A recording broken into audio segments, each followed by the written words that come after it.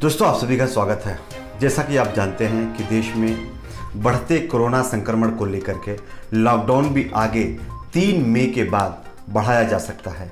हालांकि इसके ऊपर अभी पुख्ता जानकारी नहीं है, लेकिन सूत्रों के हवाले से अगर बात करें तो लॉकडाउन आगे और 2 सप्ताह के लिए एक्सटेंड किया जा सकता है। और इसी लॉकडाउन में अलग अलग राज्यों में बहुत सारे मजदूर भाई फंसे हुए हैं। तो आज हम सबसे पहली खबर में बात करेंगे उन्हीं मजदूर भाइयों को लेकर के सुप्रीम कोर्ट से एक बड़ी खबर आ रही। सुप्रीम कोर्ट ने केंद्र की मोदी सरकार को एक नोटिस थमाया है मजदूरों को उनके घर पहुंचाने के मामले पर। क्या कुछ खबर है, थोड़ा हम आपको विस्तार से बताएंगे। वहीं दूसरी खबर में हम बात करेंगे कुछ टीचर्स के बारे में जो बेचारे प्राइवेट स्कूल में जॉब करते थे, लेकिन लॉकडाउन के चलते उनकी नौकरी चली गई। उसके बाद उनको ना तो सैलरी मिल पा रही है, ना तो उनको वो ज़रूरत की चीज़ें जो एक बेसिक नीड सबकी रहती है। ठीक है। वहीं अगली खबर में हम बात करेंगे पीएम केयर फंड को लेकर के, जो सुप्रीम कोर्ट में मामला पहुंचा था। उस पर सुप्रीम कोर्ट ने अपना बड़ा फैसला सुनाया है। आप सभी जानते हैं पीएम केयर फंड, यानी कि ऑलरेडी एक जो है पीएम केयर फंड बना हुआ था, उसके बाद नया बनाया गया, जिस पर लगातार सवाल खड़े हो रहे थे, जिसको लेकर के सुप्रीम कोर्ट में याचिका दी गई थी। तो इस पर सुप्रीम कोर्ट ने अपना फैसला सुना है। एक एक करके सभी खबरों के बारे में हम आपको जानकारी देंगे, लेकिन उससे पहले आपसे रिक्वेस्ट करेंगे कि अलग अलग राज्यों में फंसे हुए मजदूर भाइयों को उनके घर तक पहुंचाने का काम केंद्र की मोदी सरकार जो है राज्य सरकारों के साथ मिलकर के करे। तो आप इस वीडियो को लाइक कर दीजिए, चैनल को सब्सक्राइब जरूर कर दीजिए। पहले हम आपको कोरोना बुलेटिन के बारे में बता देते हैं। दोस्तों, ताजा केसेस की अगर बात करें तो हमारे देश में 28,380 से ज़्यादा केसेस हो गए। वही अगर बात करें ठीक होने वालों की संख्या तो ये जो लगभग 6,500 के पार पहुंच चुकी है। अगर कैजुअलिटीज की बात करें तो ये आंकड़ा 900 के पार हो गया। अगर पूरी दुनिया की बात करें तो ये भी आंकड़ा लगभग 30 लाख से ज़्यादा पहुंच चुका है। चलिए बढ़ते हैं मुद्दे की तरफ। जैसा कि आप सभी जानते हैं, देश में लगातार लॉकडाउन बढ़ता जा रहा है, जिसके चलते अलग अलग राज्यों में बहुत सारे प्रवासी मजदूर भाई जो अपनी रोजी रोटी के लिए गए थे वो वहीं फंस गए हैं और वो अपने घर पे जाना चाहते हैं, लेकिन सरकार की तरफ से कोई इंतजाम अभी उस तरह से नहीं किए जा रहे हैं जिस तरह से किए जाने चाहिए थे। स्कूली बच्चों को, बड़े बड़े नेताओं के बच्चों को बाकायदा पास रिलीज किया जाता है, उनको पास मिल जाता है, बसेस का इंतजाम कर दिया जाता है, लेकिन मजदूरों के लिए अभी कोई भी सुनने वाला नहीं है। इसी को लेकर के सुप्रीम कोर्ट में एक याचिका लगाई गई थी, जिस पर सुप्रीम कोर्ट ने अपना फैसला सुनाया है और केंद्र सरकार को नोटिस भेजा है। बताया यह जा रहा है कि सुप्रीम कोर्ट ने सोमवार को केंद्र सरकार से 1 सप्ताह में जवाब मांगा है नोटिस देकर के, और पूछा है कि यह बताएं कि लॉकडाउन के चलते देश भर में फंसे प्रवासी मजदूरों को कोरोना वायरस जांच के बाद क्या उनके मूल स्थानों पर भेजने की उसके पास कोई योजना है या नहीं है। पीठ ने यह भी जवाब मजदूरों के मौलिक अधिकारों के उल्लंघन और उनके घरों तक अंतर राज्यीय परिवहन व्यवस्था मुहैया कराने की एक याचिका पर मांगा है। याचिकाकर्ता की ओर से, यानी कि याचिकाकर्ता जो है वो प्रशांत भूषण ने कोर्ट में कहा कि सरकार के दृष्टिकोण को बिना पुष्टि किए आंख बंद करके माना जा रहा है, जबकि लोगों के विशेष रूप से प्रवासी मजदूरों के मौलिक अधिकारों को लागू नहीं किया जा रहा है। इस बीच सॉलिसिटर जनरल तुषार मेहता द्वारा भूषण, यानी कि प्रशांत भूषण द्वारा कोर्ट पर भरोसा नहीं जताए जाने के सवाल पर जस्टिस एनवी रमन्ना, संजय किशन कौल और बीआर गवई की पीठ ने सवाल किया कि अगर आपको हमारे ऊपर भरोसा नहीं है तो फिर हम आपकी बात पर क्या सुनवाई करें। आप कहते हैं कि आप 30 साल से ज्यादा समय से सुप्रीम कोर्ट से जुड़े हैं, तो क्या आपको यह लगता है कि कोर्ट सरकार के यहां बंधक है?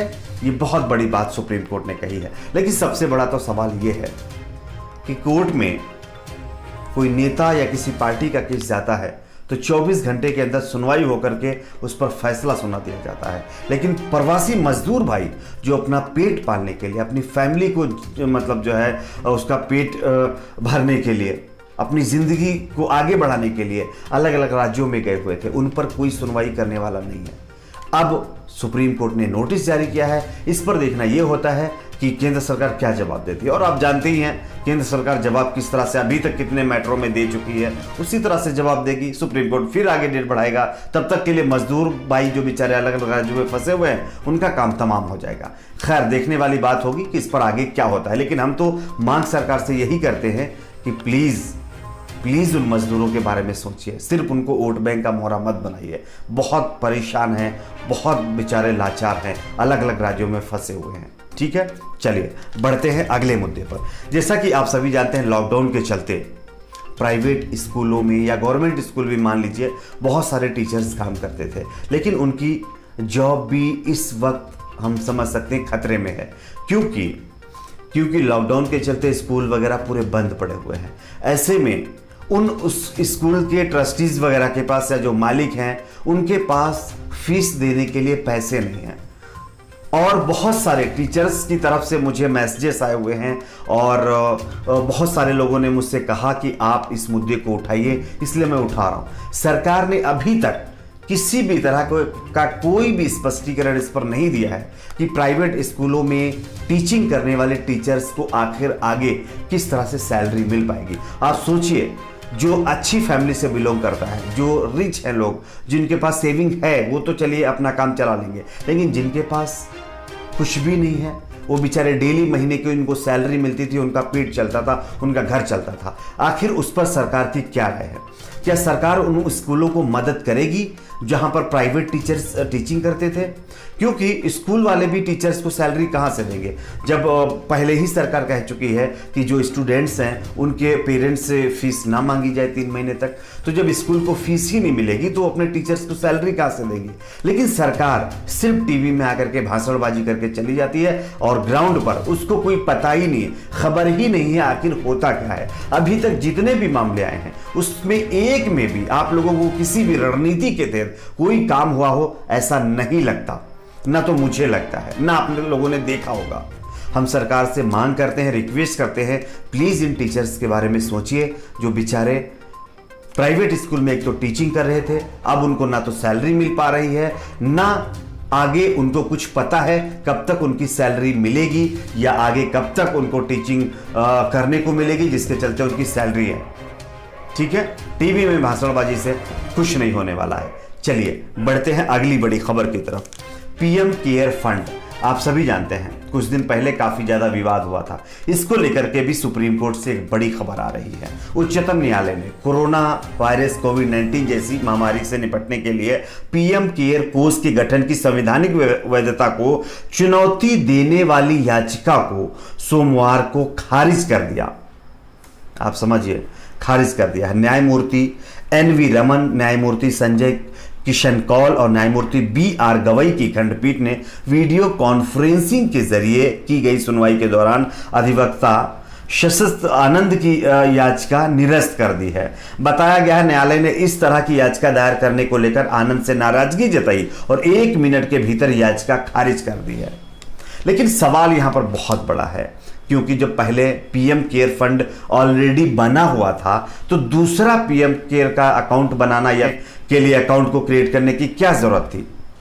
ये तो सवाल बनता ही बनता है, क्योंकि जो चीज पहले से अवेलेबल है दूसरी लेने की जरूरत मेरे हिसाब से तो नहीं लगता कि पढ़ना चाहिए। लेकिन सुप्रीम कोर्ट में मामला गया और पीएम केयर फंड जो नया बनाया गया है उसको लेकर के जो याचिका लगाई गई थी कि इसकी जांच होनी चाहिए, इस पर स्पष्टीकरण मिलना चाहिए, वो याचिका सुप्रीम कोर्ट ने पूरी तरह से खारिज कर दी है। खैर, हम आपको बताते हैं, खंडपीठ ने मतलब नाराजगी भरे लहजे में कहा है कि इस याचिका से राजनीतिक बू आती है।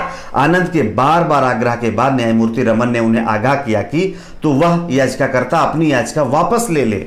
मतलब सुप्रीम कोर्ट ने कहा कि वो अपनी याचिका वापस ले ले या न्यायालय उन पर जुर्माना लगाएगी। उन्होंने कहा आपके याचिकाकर्ता के पास 2 ही विकल्प हैं, या तो अपनी वह याचिका वापस ले लें या फिर आप पर हम भारी जुर्माना लगाएंगे। ये सुप्रीम कोर्ट का कहना था पीएम केयर फंड के खिलाफ जो सुप्रीम कोर्ट में याचिका लगाई गई थी उस पर।